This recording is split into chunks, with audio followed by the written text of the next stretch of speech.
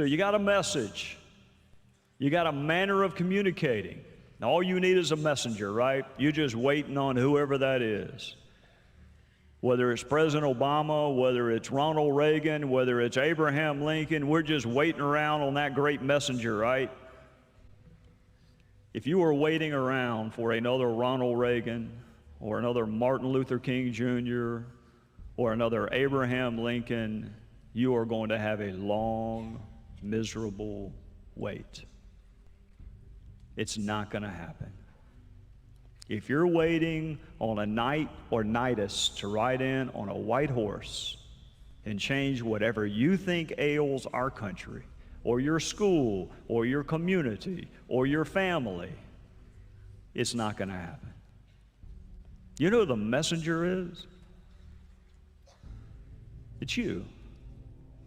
I work in a town that is named for Washington. I fly into an airport named for Reagan. I pass monuments to Jefferson and Lincoln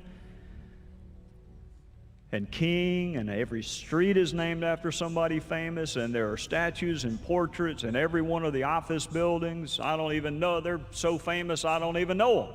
You know what I think about when I fly into Reagan? I think about a guy you've never heard of. You've never heard of him. I was about your age.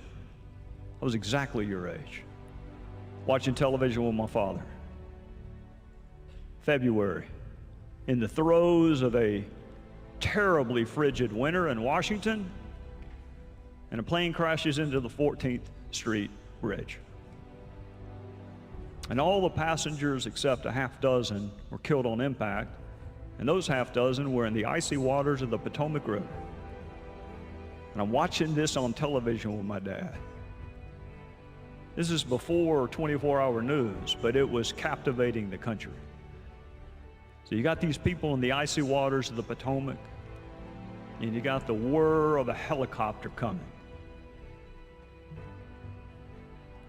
And that helicopter lowers a rope ladder into the waters of the Potomac, and it falls into the hands of a man you've never heard of before. If I called his name right now, you don't know him. So he has life in his hands, and he passes it to a stranger.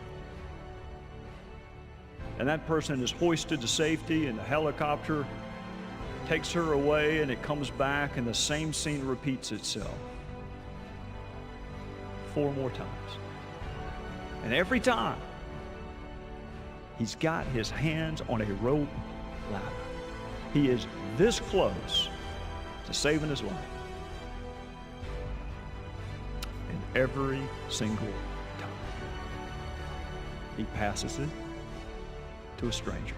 Not his wife, not his daughter, not his best friend, a stranger. And when the helicopter came back for him, he had succumbed to fatigue and drowned. His name was Arland Williams.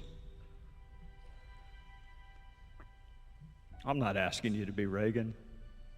I'm not asking you to be Lincoln. I'm just asking you to live a quiet life of conviction and virtue and actually live out what you profess to believe. And if you can do that, you'll be a leader, you'll be persuasive, and your generation will get this country headed back in the direction that you want it to be in.